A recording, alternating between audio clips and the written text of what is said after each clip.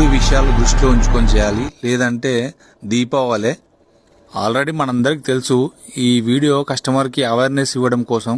ఈ ఉన్న వైర్తో సరిపెట్టమ్మా, కొత్తది ఏం కొనుక్కరావాలని చెప్పి కస్టమర్ అంటారు. బట్ మనమైతే ఈ విషయంలో కాంప్రమైజ్ కావద్దు.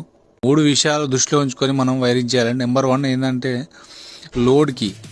లోడ్ని బట్టి మనం వైరింగ్ అనేది సెలెక్ట్ చేసుకోవాలి. ఫ్యాన్కి లైట్కి అయితే 1/2 లేదా 1.5 mm వేసుకోవాలి.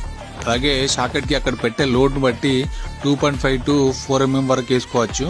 గ్రైండర్, ఫ్రిడ్జ్, వాషింగ్ మిషన్ వాడే ప్లేస్లో 2.5 వేసుకుంటే సరిపోతుంది. అలాగే గీజర్ అండ్ ఏసీ ఉన్న ప్లేస్లో 4 mm వాడాలి. అలాగే థర్డ్ పాయింట్ వచ్చేసి విడివిడిగా మనం ఎంసీబీలు అమర్చడం.